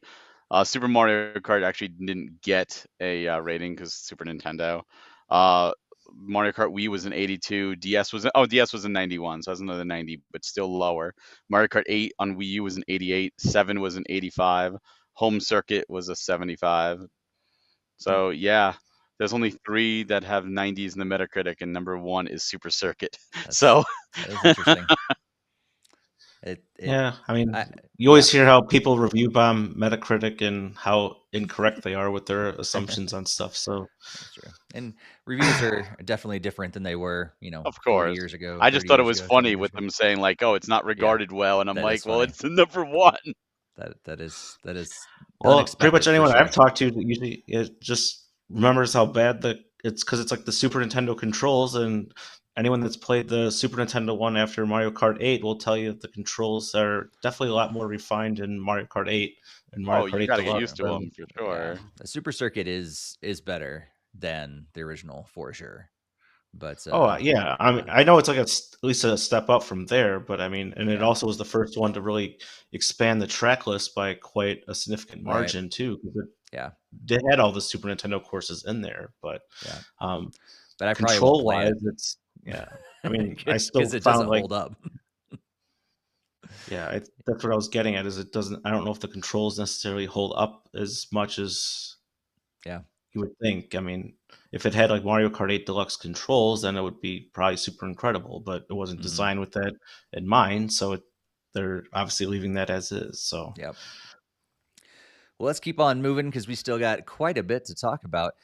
Metroid Prime Remastered was announced. Digital came out that day, but the physical is coming out on February 22nd. This is remastered for Switch with dual stick controls and actually several different control options on Metroid Prime Remastered. Not 2 and 3, not the trilogy, just the first one. So Greg and I are still holding on. We got 1/3 of our yep. prediction so far. We got Master Detective Archives Rain Code is coming out on June 30th, and this is you help the World Detective Organization solve some cases. And Baton Kaitos, I don't think that's right, but Baton Kaitos. I'm not really sure on the pronunciation on that one, but 1 and 2 HD Remastered is coming this summer. These are remakes of the GameCube games, and you're going to stand up to the Empire in this card-based real-time battle RPG. Also, we got Fantasy Life I, The Girl Who Steals Time. It's coming out sometime this year, and you're going to be traveling between the past and present to make this island your own. And also we're going to keep on going. We got a very, very quick teaser, but made me very happy that Professor Layton is coming back. Professor Layton and the New World of Steam. It's coming out sometime, but this is a brand new adventure. And also, we got information on Mario Kart 8 Deluxe DLC. Wave 4 is coming out in spring 2023 with Yoshi's Island, and we're getting a new character in this wave with Birdo coming to the game. I kind of forgot that Birdo wasn't a character, to be honest with you. I thought it was already in the game, but I was wrong. So Metroid Prime Remastered, Master Detectives Archive, Baton Kaitos, Fantasy Life, Professor Layton, Mario Kart 8 Deluxe DLC. What'd you think, Barry? This was such a great section. Oh my God. Metro Prime Remaster looks fantastic. and so glad they're giving us a physical. Just amazing. Master Detective Archives Rain Code is a game I've been looking forward to. It's from the Danganronpa team. So yes, very much high on my list. Probably won't play it at launch because of other games, but it depends. If I could squeeze it in before Trails of Reverie, I'll go for it. Button Kados 1 and 2 are two of the best games on the GameCube, bar none. They're phenomenal RPGs, and they're also made by Monolith Soft. So that's the Monolith Soft game I was hoping to see, but wasn't expecting. So yeah, that's definitely awesome. I think the only negative is that I think it's only going to be Japanese audio, even though there's English dubs in the GameCube version, which kind of sucks. But yeah, absolutely phenomenal games, and it's also a weird rights issue. Like I don't know, I know Bandai Namco is publishing this, and they did publish the first one, but the second one, at least outside of Japan, was published by Nintendo, and like or Batenkeda's Origins, like spirits and trophies have appeared in Smash Brothers because Nintendo published it. So I don't know what's going on with that, and obviously they own Monolith Soft. So, but it's just great to see it come back. Fantasy Life is one of the best games that so few people have played on the 3DS. And again, level 5 coming back. So I'm really excited to see a new Fantasy Life. Definitely worth time if the first game's anything to go by. And Professor Layton, and again, level 5 just really come back. Can't wait for a new Professor Layton. And Mario Kart 8 booster. I mean, new courses are great. I'm assuming the Yoshi's Island is also going to appear in Tour, but it hasn't yet. Um, Characters were something I did not expect, and they said there's going to be more characters besides Birdo, and that has me excited because are we only going to get Mario characters, or are they going to throw in more Nintendo characters randomly? Like here's Samus, or something like that. Like who knows? That's true. That's true. Greg, what you think? Yeah, as we talked about with the predictions and stuff, like I was super excited to see Metroid Prime. I do find it very odd that Nintendo has the digital version already out now and the physical versions later. They typically don't do that, so that was kind of a surprise there. But again, I'll probably just be getting the digital version as I absolutely can't wait to start playing it, even though it's already out. I didn't download it yet. Fantasy Life, I didn't really like a lot on 3DS, so that will probably likely be another pass. The Bait and Kratos with the card game, it just as soon as I saw the cards, I got Color Splash PST Oh PTSD, no, and it's nothing like Color Splash. Nothing like Color Splash. whenever they say that there's card battles, it's just kind of instantly turns me No. away. But The cards are actually interesting in that game because they actually age. So like you get an apple, and like the more you use it, like eventually it turns into a withered apple. So like so it's no longer, you can't use it to heal yourself. So now it's like a bomb. You could use it to damage enemies, and like cards will evolve like that naturally just based on use. It's a really cool mechanic, but nothing like Color Splash at all. yeah, probably likely the case, but I mean, as I was saying, that's just whenever I hear the card game, I get PTSD. It's probably a great game, and I will actually trying to check it out because it does sound like it's really fun. But that's just the initial impression there. Let's see, it was Fantasy Life, and what other Professor Layton games? and Mario Kart. I was never huge into the Professor Layton games, but my friend was, so I was beyond excited for him to be able to have a new game in the series, and it might actually be something I check into because he's been trying to get me to play those as well. So it does sound like it'd be pretty interesting. And then finally, the Mario Kart 8 Deluxe courses. That Yoshi's Island course looks really incredible, and also was very taken off guard with the new character announcement. So I don't know if they'll be just kind of filtering ones in from tour, or like Barry said, is this the chance to like add like Samus and other ones, because Mario Kart 8 already has whatever Link and Villager and stuff like that, not from the Mario Kart universe. So maybe Kirby might get a chance to race. Who knows? Mm-hmm. Yeah. Cool. Yeah, I'm just so excited I mean, all of those announcements are great, but man, I did not expect Professor Layton to come back, so I'm so thrilled. Yeah, So because I thrilled. thought the developer even said that they were done with everything they wanted to do with Yep, it, and I think that's where it I caught everybody They did. off did his guard. piece too. which Mhm. I enjoyed that game too. I didn't play it. I'm sure it was good, but I never played it because That's on I was Switch. wanting, yeah, I was wanting, a mainline game, and yeah, I did not expect it, but very excited to see it. Well, then we got a sizzle reel of Minecraft Legends on April 18th, Blanc on February 14th, Mega Man Battle Network games are coming on April 14th, Have a Nice Death on March 22nd, WBSCE Baseball Power Pros came out that day on February 8th, Disney Dreamlight Valley came out that day in early access, and Tales of Symphonia Remastered's coming out in a couple days on February 17th. So again, Minecraft Legends, Blanc, Mega Man Battle Network, Have a Nice Death, WBSC eBaseball Power Pros, Disney Dreamlight Valley, and Tales of Symphonia Remastered. Of these games, what do you think, Barry? Minecraft Legends, don't care. Blanc looks like it's going to make me cry, so I'm probably not going to play it. Mega Man Battle Network are amazing games, so absolutely getting it, but I probably won't have time to go through those again. Have a Nice Death looks interesting. I already played baseball Power Pros. It's worth checking out for $1 if you want very simple baseball. Disney Dreamlight Valley is not a game that interests me, but for all Lion King fans out there, I'm very happy. And Tales of Symphonia Remastered, I love the Tales of games. Symphonia is definitely up there, and if you haven't played it, it's a must-play JRPG. Period. Nice. Greg, what'd you think? Pretty much most of these for me, I think were more like snoozer picks that might just be if I really need a new game kind of thing to check out, and pretty much I can just about leave it at that. I mean, didn't think anything really stood out like super incredible that I have to get or need to buy right away kind of thing. Yeah. Yeah. You say I you like think RPGs, and you just called Tales of a snoozer? like, like your RPG card gets revoked, my friend. Like, that's I was surprised. that's. Like, is it because we know so much about it already that they just put it in the sizzle reel? Yeah, that's I was a why, little because surprised. it was Okay, already. yeah, It comes out this week. Yeah, yeah. Like it's.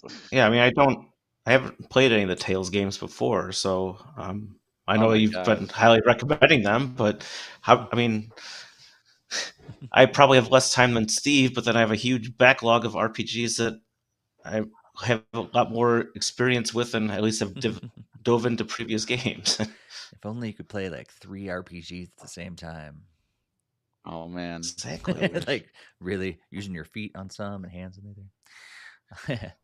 That way I Well, can actually make it to the Xenoblade. Blanc looks interesting. I was interested when that game first came out because it came out on other systems before, and yeah, it's been something I may end up eventually checking it out. I may check out Power Pros just because it's like you said, it's 99 cents. So I might be might be spending a whole dollar on that, I but used the gold coins on that too. nice. That's the good thing to use them on. Yeah, because before, if you don't, it's like $1 a half off of a $60 game. But I'm like, if I can get a whole game for free, there we go. I feel like I'm winning, even if I only use one button the whole game. No, Well, use This other is what these buttons if you coins were don't play on designed the for. easy assist. Oh, I just gotta turn Don't that play off. on easy Okay. assist. Yeah, Okay. turn it off, and then you can actually play baseball. But I didn't for my one game that I played, and I was like, wow, this is really, really just literally Nice. one button. Well, perfect timing because we are ending our discussion here with the very last thing that was shown off in the Nintendo Direct with Legend of Zelda Tears of the Kingdom. So if you're watching the video version, the trailers and announcements just came on the screen. We find out some stuff, but not a whole lot. It's still kind of things we have to speculate around. It looks like enemies are coming possibly from the Red Moon. Link's arm seems to be mechanical, possibly lost it in battle to this evil tentacle thing. Zelda says at one point, please lend him your power. So I'm not really sure who she's talking to at that point. But the game will drop on May 12th of this year. The standard edition price is going to be $69.99. So a whole $10 more than a usual top tier AAA game. But there's also going to be a collector's edition available for $129.99 here in America with a concept art book, a steel book, a poster, and 4 pins. We also know that a new Link amiibo is going to be coming. And in the meantime, you can get Breath of the Wild for 30% off. in Nintendo's online store, both digitally and physically, until February 19th. So if you haven't played Breath of the Wild, grab it for 30% off on Nintendo's online store. And if that pricing is a lot for you, just a quick reminder that if you're okay with going digital, that Nintendo does offer vouchers, and you can buy 2 vouchers for $100. So you actually are able to get the game for 50 if you buy the voucher ahead of time. So, Barry, what'd you think of what we saw from Tears of the Kingdom? I mean, I didn't need to see this trailer. I was already sold on the game, so I'm already excited. I've seen a lot of people, getting upset about that price. And what I had to say, like, oh, on a system that's 6 years old. Like, how could it be $70? Blah blah blah. First off, I don't think price of a game should be determined by the age of the system at all. Second off, the uh, growing up, we paid $70 in the 90s for a game, so that's honestly nothing new. One thing I think a lot of people don't pay attention to is physical media. Switch cards are very expensive. Learned this firsthand publishing games. So I believe this is going to be one of the bigger cards, and it's going to be the complete game physically. So they're charging a little more because of that, and I totally understand that. And I would rather pay an extra $10 and have the game complete than pay $60 for a card that needs a download and can't be played offline. So I'm fine with that. The collector's edition looks great. My biggest problem with the collector's edition is not the price; it's the fact that Nintendo hates money, because all these stores have put it up for pre-order, sold out within seconds, taken it down. Like it's a Zelda. Nintendo, just let open pre-orders exist. Do open pre-orders and rake in money. Instead, you have these stores closing pre-orders after seconds, people getting frustrated that they can't buy it, pissed off, staring at the computer, getting mad. Don't anger your customers. Open pre-orders are your friend.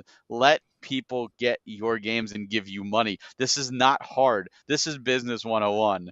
And they're still doing this. They didn't learn anything with Xenoblade 3. They didn't learn anything with previous ones. It's just so frustrating. Like, come on. Do an open pre-order. This is Zelda. Every other company in the world would be like, open pre-orders for Zelda Collector's Edition. Yes, but they're like, nope. Nope, we're going to make this incredibly difficult and frustrating, which is a scalper's market then. Because I know people who have 7 of these pre-ordered. 7. And they're just scalping them. And I'm like, the only reason they're able to scalp them is because people who legit want them can't get them. Stop doing this, Nintendo. You are being stupid. And the amiibo looks great. I'm glad I got that pre-ordered. Amiibo is virtually dead at this point. I think they're just trickling out. But it's nice to see a new Zelda amiibo. Absolutely. Greg, what'd you think about Tears of the Kingdom?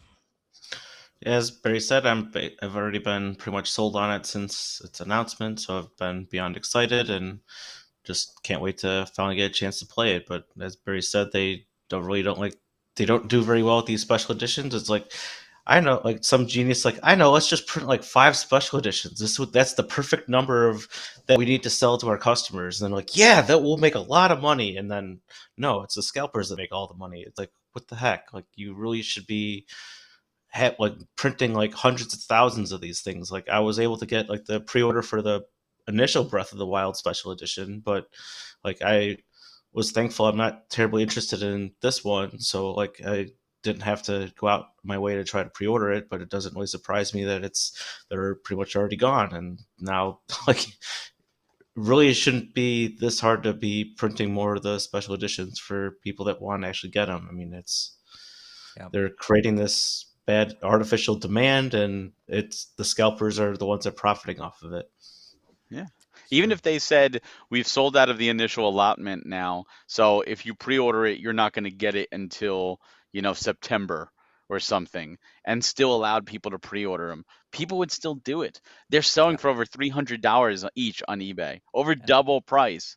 And it's like, come on, Nintendo. You are literally leaving money on the table. And most importantly, you're pissing off your clientele. The only reason you exist is because people like us buy your products. If everyone stopped, you would go out of business. That's business 101 too. Yep. Yep. Yeah, I'm with you, Greg. I'm glad that I'm not really wanting this collector's edition this time. The first one, yeah, I was all about it, but this one, if I had the money and I had the opportunity, it does look cool, but it's not something that I'm like I have to have, which I'm glad this time around.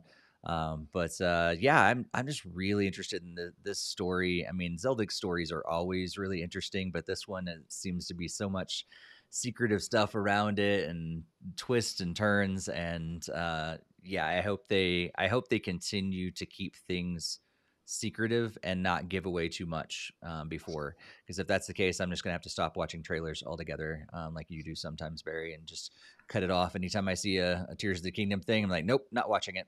I just want to experience the game in its full entirety, because I feel like I know enough to be really intrigued right now, but like my curiosity will get the better of me if I allow myself to go further, I feel like. Yeah, and knowing Nintendo, especially with Zelda, I'm sure come whatever, like April, like the second or third week, and it's be like, oh, here's like 50 facts about the Tears of the Kingdom, and then you're like, I really don't want to have to report on this. I don't want to have to watch this and know everything. I would rather be more blind, but like they really like to do these super deep dives into this kind of stuff, and I really wish it would a lot of that stuff can come sooner than later, because I would rather go in with like a very fresh take on it and not have like, oh well, now I pretty much know everything about the game and all Mhm. the changes that they're so proud to say that we did. Like, oh, you hated the weapon durability system, well that's gone. And oh, you wanted the Mhm. Master Sword to be OP, here it is at the start of the game. Like, I don't know. I mean, like, I Yep. really don't want to know all that stuff up front. I'd rather just be able to just plug it in and just start playing. Yeah. Yeah. Well, what'd you guys think of the Nintendo Direct overall? Just quickly, kind of your grade or your view of the Direct itself. What'd you think, Barry? Loved it. Loved it. Easy 9. Easy 9, if not 9.5. So many great games coming back from the DS, 3DS era. I'm happy to see Xenoblade 3 DLC. That was amazing. Zelda, awesome. New information on a lot of games, and just stuff that legit surprises, like Professor Layton, Samba de Amigo, Etrian Odyssey, Fantasy Life, stuff that came out of left field. Bait and Kados. Absolutely loved it. Not every game was for me, and that's fine. I don't expect every game to be, but I had a genuinely amazing time watching it, and I am excited for a good 90 to 95% of what was shown off in some Cool. capacity. Cool. How about you, Greg?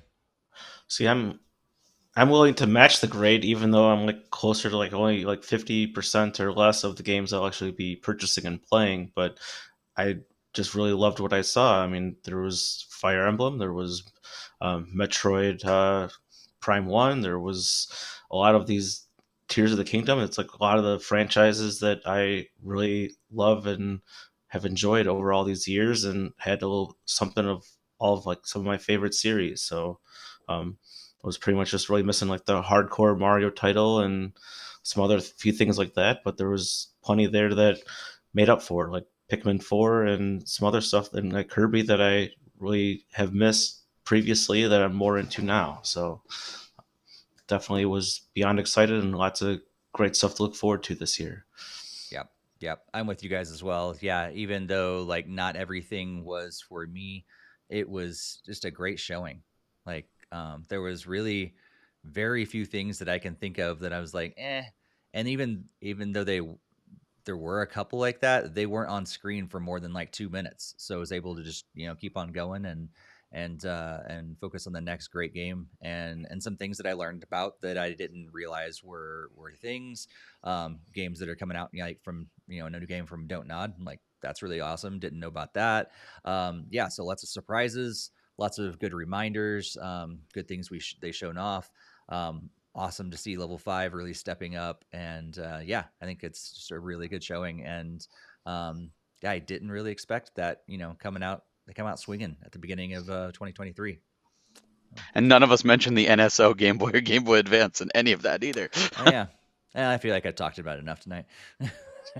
Yeah, I mean, do you really need a full recap of everything we just talked about? No, it's just funny that No, we're all pointing at that's true. highlights, and none That's of us true. even mentioned that at all. Yeah, because at this point, I mean, like, I really don't. I like it's a cool addition, but it's not something that like gets me really, really excited, to be honest. Like I never, like I had a lot of fun with my Game Boy and my Game Boy Advance, but I didn't have a ton of games.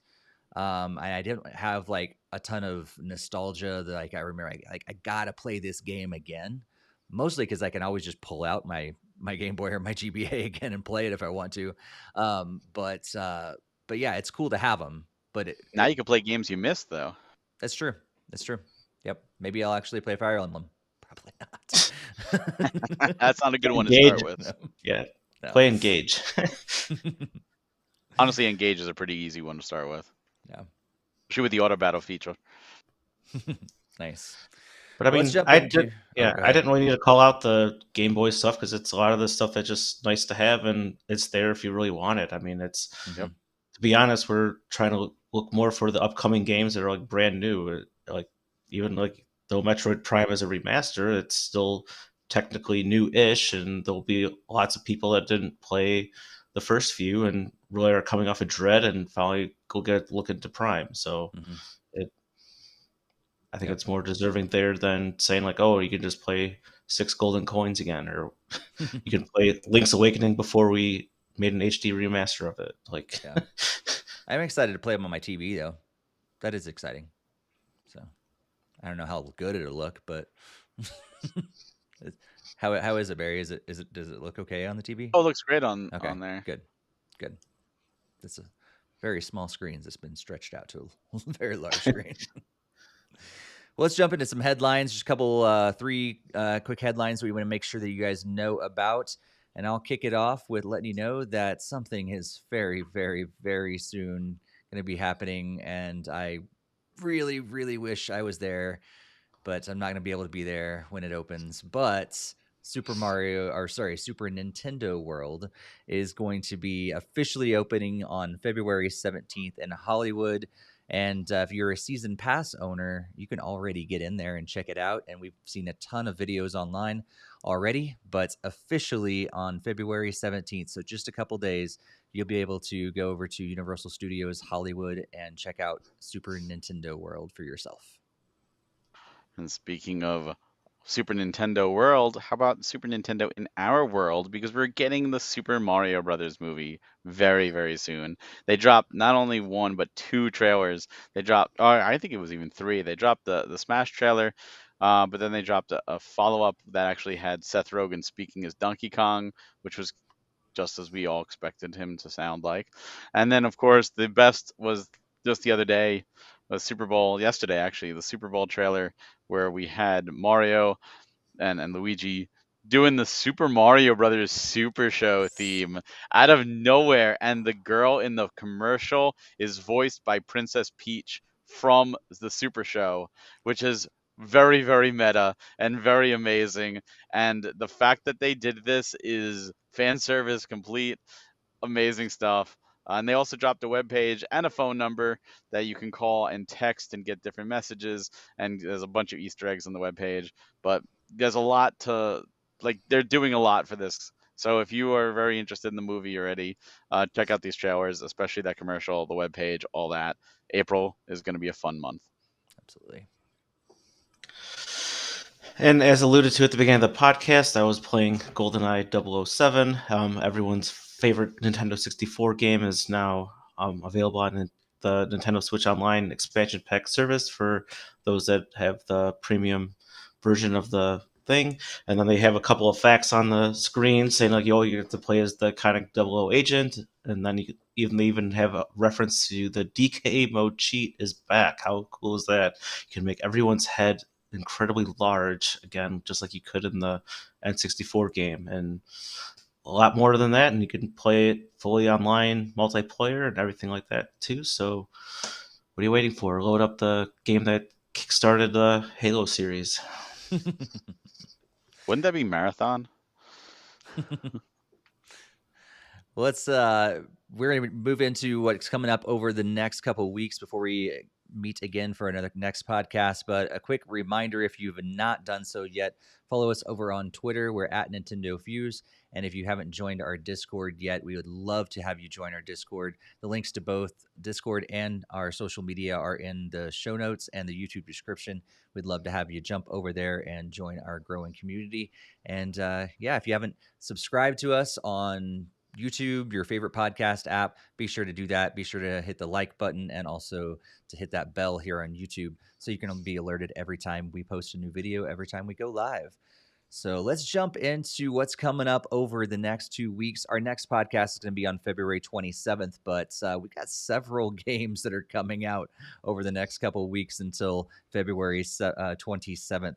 So we're going to be scrolling those on the screen as usual, but just some ones to highlight that we think that maybe you might want to know about is the Xenoblade 3 DLC Volume 3 is coming out on February 15th. Octopath Traveler comes out on February 24th. Kirby's Return to Dreamland Deluxe comes on February 24th. Metroid Prime Remastered Physical comes on February 22nd. Blanc on February 14th, so just tomorrow as we were recording this. Tales of Symphonia comes out on February 17th. And Theater Rhythm Final Bar Line comes out on February 16th.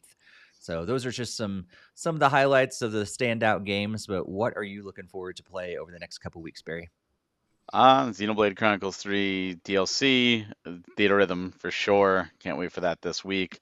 Octopath Traveler 2 and Kirby are the big ones for me. Nice. Greg, how about you? It'll actually be somewhat similar to what Barry was saying. I'll probably be Kirby's Return to Dreamland, also Octopath Traveler 2, hope to get, and then hopefully continuing on with my backlog with Fire Emblem Engage. So probably the main ones that stuck out for the next week or two. Cool.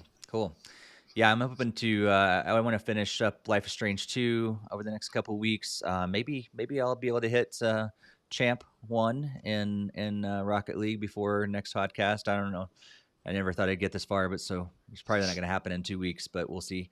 And there's several games that I'm going to be checking out. I think demos and stuff like that came out that was announced in the Nintendo Direct. I'm definitely going to be checking out those, like even Octopath Traveler and the prologue for that, and all the Game Boy Advance games and all that stuff. I need to look back through and just basically go through the eShop and just download all the demos and stuff that got dropped, and maybe the 99-cent games and the free-to-play games and stuff like that, because I need to get caught up on all that stuff. But nothing of the big games that I think are coming out pretty soon, even though there's some really exciting stuff on there. I have Metroid Prime Trilogy already on Wii U, and my Wii U is connected. If I want to play that, I can play it on there. And so I'm not going to be jumping on getting it for Switch. But yeah, there's a lot of great games coming out over the next couple weeks. So if you haven't done so yet, let us know in the chat, but also let us know in the comments here on YouTube what you're hoping to be playing over the next couple weeks. We would love to hear what you guys are going to be playing as well. But it brings us to the end of episode 265. Barry, anything exciting beyond all the games you're going to be playing happening over the next couple weeks? So proposed for next week, we're actually doing a new presentation for Premium Edition games. We're going to be doing our PlayStation presentation, so stay tuned for social media for that. Very much looking forward to that. That's another one I wrote, and it's some cool special stuff for it that can't wait for people to see, and hopefully they like. But got a good lineup of titles to show off for sure. Cool. Greg, what's going on in your life over the next couple weeks? It's pretty much just getting everything back and resettled in. I had gotten back from Disney last week, and that was pretty fun to be down in Florida. Really I was still catching up on my primary work stuff, as a lot of stuff has been changing there, and also hoping to help out Premium where I can. And I really hope you guys keep the PlayStation presentation, as I said in the chat, and that one thing or whatever. That's a pretty good name to keep. I like that name. That works. Nice little tease there.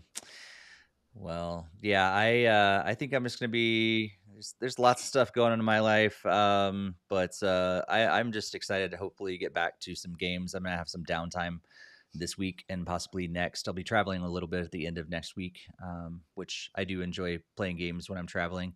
But yeah, I think I'm just excited to get back into some games because life's been kind of crazy recently, and I'm excited to sit back and chill and just grab a controller and kind of zone out a little bit, as games can allow you to do. So yeah, looking forward to getting some fun time, but also some, some mentally, I don't know what you call it. What do you call when you like go through a game like Life is Like Strange? Zen, Zenned out, but also like it challenges you in some different ways.